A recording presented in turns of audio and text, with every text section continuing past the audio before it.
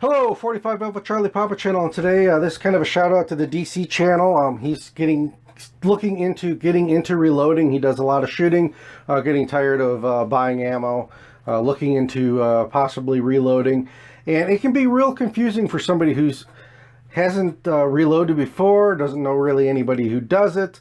Looking at all the equipment that they think they need, and it can get very, very overwhelming. But I'm here to say that it's not as difficult or as hard or overwhelming as it seems. Now, I'm just going to give you kind of the basics of what you need to get started reloading. Now, yes, I know Lee's got a little loader that you buy whatever cartridge it is, and it's got a little hammer. You use a hammer and you tap the primer out, and you kind of do one thing at a time. But those are great if you're trying to maybe build a load for a rifle or something there at the bench, seeing if you can find something that works, taking your time. But if you wanted to load 50 rounds of 9mm, that's a very long process. Hammering the little primer out, hammering the primer in, pouring a little powder in. But that would be the basic, and you can do that if you want to. But I'm talking about just kind of getting into the hobby of reloading and what you might need to reload. First thing I'm going to come up with or tell you about, you're going to need some kind of a press. Now I'm going to suggest, as for a first-time reloader, a single stage press, a good single stage press. Even if you expand on your hobby and you end up with a turret style, or you end up with a progressive press, a good single stage press on the bench can't be beat. You'll always be using it. My dad's been reloading for years. That's something else. If you want to get into reloading and maybe you know somebody who's reloading, say, hey, can you walk me through the process? Can you kind of show me the ropes a little bit so I can get an idea of what I'm getting into? But a good single stage press. I know he's got a progressive press that he uses, and he reloads like 9mm and 45 and 32 ACP and stuff on that. He also loads some 223 on his progressive. But if he's loading anything for rifle, especially if he's loading for match, a good single stage press is what he's using. You can really slow things down a little bit and really pay attention to what you're doing. So a good single stage press is a great piece to somebody who's starting to reload. You've got Lee out there, you got RCBS, you've got Lyman, and up. This is an RCS Supreme, a Rock Chucker Supreme press.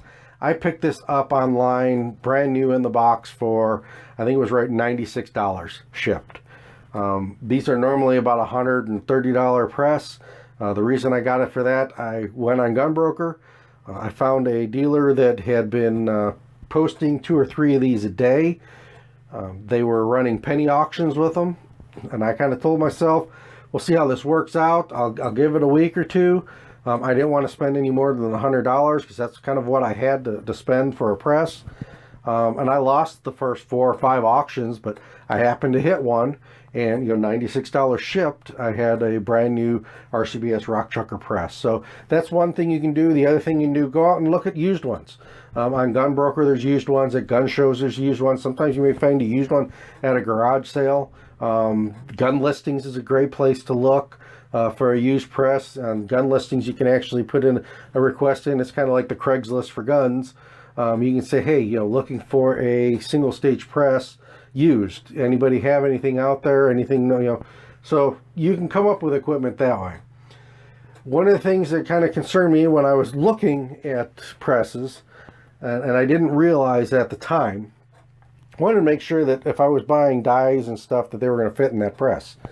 Well, since about the 50s, or maybe even earlier, the thread here and your die on your thread has been pretty standardized. It doesn't matter if I put a Lee die in here. It doesn't matter if I put an RCBS die in here. It doesn't matter if it's a Lyman die. Any of the dies will go in here. This thread is standard for all the manufacturers. The same thing with the shell holders. I didn't know if the shell holder was going to work, but the base on the shell holders is standard for all the presses. They just kind of pop in like so. Now, what is not standard on these shell holders is the numbers here. Depending on the cartridge, if it's a, like this 40 Smith & Wesson, this is a Lee shell holder, and it's a Lee shell holder number 19. Now, that shell holder for an RCBS might be a 10 or an 8. I don't know. I don't have it in front of me, but it'll have a different number on it. So each manufacturer's got their own numbering system as to what the size of this is, but the base on here is the same. So they'll all go into each individual presses. So now you've got your press taken care of. The other thing you're going to really need, you're going to need some kind of a reloading manual. Pick up a lineman reloading manual. You watch YouTube videos. Go online. Cast Bullets is a place if you want to cast your bullets. But find a good manual. Read it so you can kind of understand the process and what's going on. It can be a very rewarding and safe hobby, but it can get very dangerous very quickly if you don't realize what you're doing. So a good reloading manual is a must. You get these little basic ones from like Hodgkin's and Alliant powders and stuff will put one out. These will give you a lot of different recipes for different cartridges, and your recipe is your powder charges and your bullet weights. These reloading handbooks will also have some good information on them, especially if you have some older powders. Sometimes there's stuff in that lineman catalog I can't find anywhere, but they've got it loaded. They've got load data for it. A great example of that is if I'm using unique powder and I can't find, and I want to load it into a 40 Smith & Wesson, if I go online to Alliant's website, the only powder they're showing me available for 40 Smith & Wesson is their new like BE86. That's the only powder it gives me an option for. But in this manual, it does give me the option for what I need if I'm going to shoot unique out of 40 Smith & Wesson. So, having a manual is a great thing. You can't go wrong with a good manual.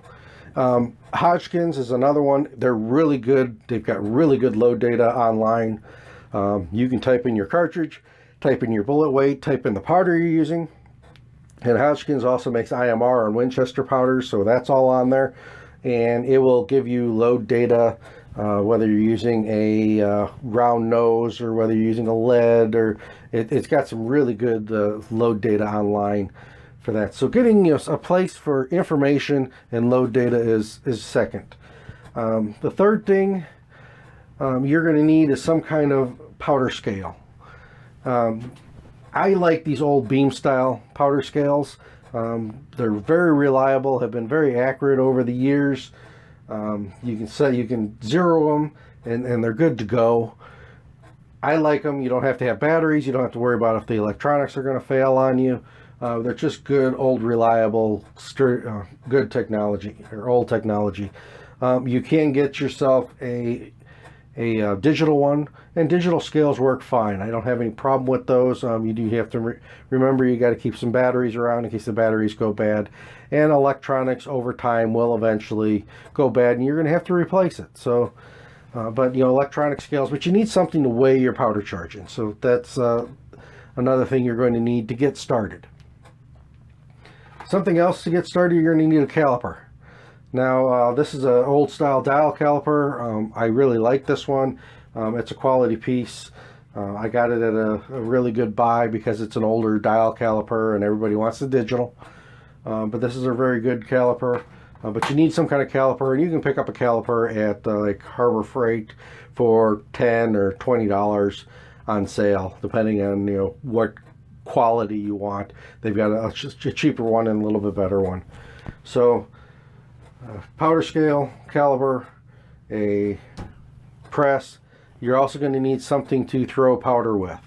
You're going to need some kind of a powder measurer.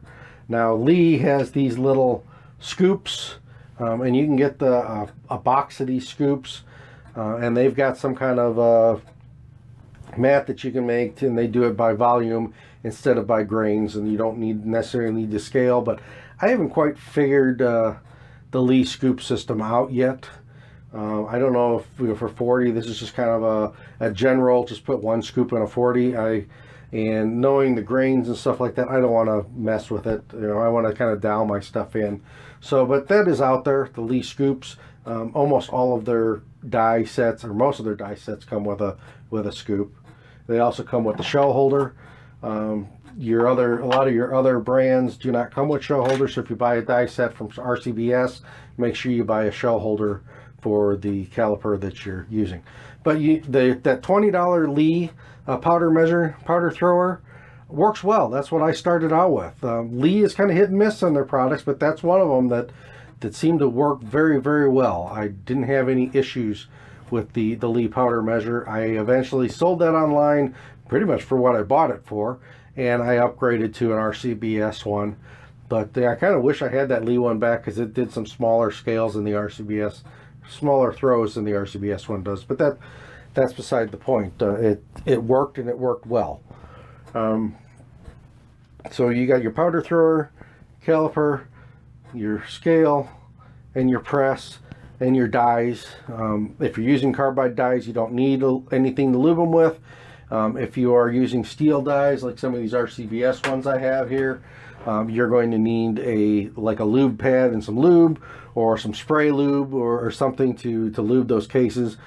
So when you're sizing those cases, they don't get stuck. You're going to want, because that's going to be a bad day all the way around if they get stuck. So that's the basics you really need. Having a shell holder is a good idea. These are relatively inexpensive, but you know, if you're getting started and you can't quite afford these, or don't want to put the money into these right away, I mean, I've got one here that's just a block of wood that has some holes drilled in it. So you can go, you know, as low tech as a block of wood with some holes in it, or you can go out and buy a primer tray, and these aren't that expensive. The reason I made this one up is 7.62 by 54R. That rimmed cartridge doesn't fit in my primer tray, so I've got something I can that's got the bigger hole in it that I can put those cartridges in. As for a primer trays are pretty cheap, but if you don't have one, that's okay. You can use a paper plate. Paper plate will work just fine to hold your primers as you're transferring over and priming your cartridges. But those are the basics that you need. Some of the other things you will eventually going to want to get, you'll want to get some kind of tumbler or vibrating cleaner, or stainless steel and wet pin tumbler to clean brass. But as long as you get the brass clean, I mean, you can put the stuff in a 5-gallon bucket and swish it around every once in a while and drain it. I've seen people put their brass in a sock and put it in like 2 socks, tie it off, throw it in the washing machine. Now, my wife would kill me if I ever did that, but I've seen guys online that all you're trying to do is get the dirt and the grit and the sand off those cartridges. That's all you really need to do. Your gun doesn't care how shiny that cartridge is going into the gun. If you want to polish it to a high shine, that's fine. But that's something you can get and do later. My vibrating tumbler was the last thing that I have purchased in my reloading, and that was 4 years into reloading. I finally got a polisher, so I can put the brass in there and clean it that way. But as long as it's dirt free, you get the stuff out of it. Your gun does not going to care whether that brass is tarnished, whether that brass is shiny. It's going to, as long as the chambers, is going to fire and function just fine. But that gives you kind of an overall of what your basics you need to get reloading. And then as you get into the hobby, you can start adding the things like the tumblers and some of the other stuff out there. You know, I've got like a RAM priming unit. I can actually prime stuff up top here. I've got primer swager for military brass. That if it's crimped in there, you can swage the primer pocket so you can get the new primers in. But that's all stuff that as you get into the hobby and as you do it. Trimmers, I've got a couple Lee trimmers. You don't really need a trimmer for pistol loads. 38 special, 357, some of those revolver ones you may need to eventually get a trimmer for. Basically what I do, I don't have trimmers for that, but I'll set them up and I'll just pick all the ones that are the same height. And if there's ones that are a little bit longer, I'll pick those out, set those aside, and reload those separate, because that kind of interferes with how the cartridge gets crimped. But that's about all I can think of to get you started reloading. It's really not that big of a mystery. Most of these companies are very helpful if you're getting into it. Very, very helpful with getting you knowledge, because they want to sell reloading equipment. But this is 45 Alpha Charlie Papa channel. Hope you have a great day, and I'm out. Thanks for watching. Please subscribe.